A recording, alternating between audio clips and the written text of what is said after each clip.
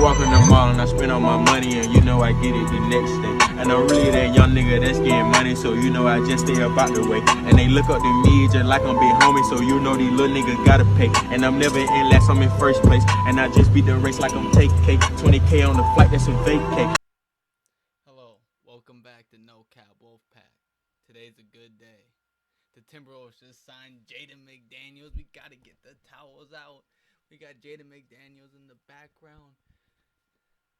Today, the Wolves signed Jaden McDaniels to a 5-year, $136 million contract. So, if you just look at the black and white statistics here, some people will be like, why would you pay this much money, $27 million annually, for a guy that averages career-wise 9.6 points per game, 48.2% shooting, 36% shooting from three. Pretty good shooter, just low volume. Not a great rebounder with 3.9. Yada, yada, yada. You know what I mean? Talking about the basic career stats. But if you really got the context of the whole thing, Jaden McDaniels is a special player. And the Timberwolves went into the luxury tax for this specific reason. According to Shams, in agreeing to the significant rookie extension, they're going to be going into the luxury tax, paying all their main core guys of Anthony Edwards, Rudy Gobert, Karl-Anthony Towns, and now with this contract coming in, they're going to have to make some tough decisions, but they're willing to make the tax payments moving forward, which is a really good sign that the new ownership is really ready to push some chips in to get a W in this state. Going off of Jaden McDaniels, his statistics throughout his career, his first 2 years, he started about a little bit half of his games, or about half of his games in his rookie year and in his second year. His statistics gradually got better, as young players do. His rookie year, he averaged 6.8 points per game. His shooting was mediocre at about 45% field goal, but his 3-point percentage showed promise at 37%. Rebounding was mediocre at 3.7. He was a decent player. His free throws were terrible at 60%. Then he progressed. He shot 80% from free throw his second year. Showed progress there. Averaged 9.2. He still didn't start every game, but he started half the games this year. And his rebounding went up at 4.2. His three-pointing took a dip. His three-point percent shooting to like 32%. But his field goal percentage went up to 46. So he took some steps forward in certain directions, but just essentially his 3-point shooting went down. And in the first year as a full starter, this is where you kind of saw the progress actually connect here with Jaden.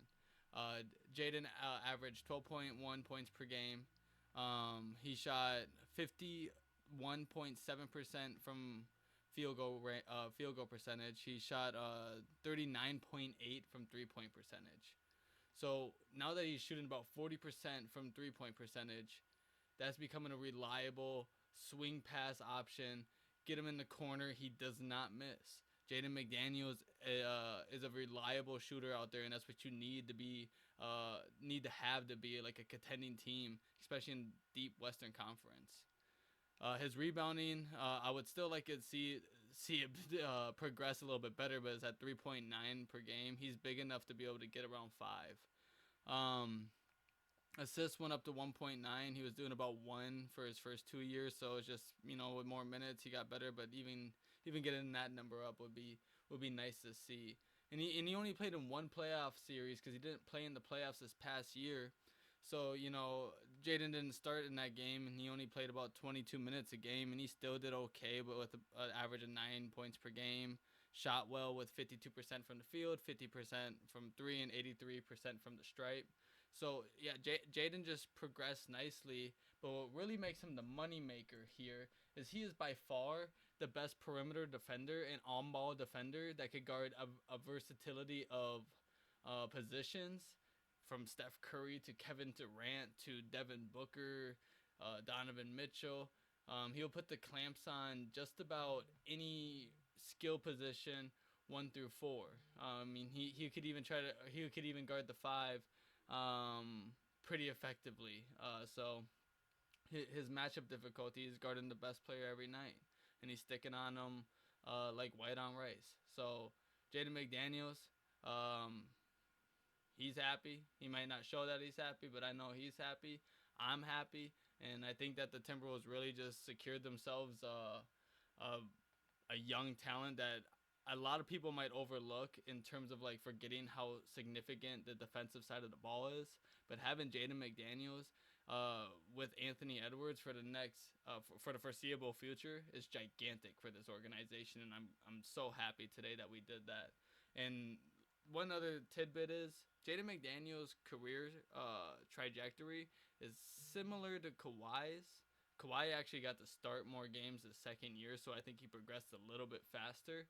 But Jaden McDaniels could take a really big step in the coming years, especially once the Timberwolves move off of either Rudy or Cat's contract, because they're going to eventually probably be forced to.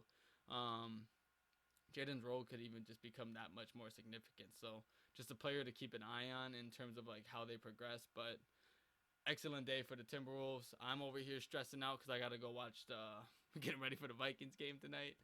But yeah, hopefully the Vikings can get a win, make this day even that much better. But thanks for tuning in.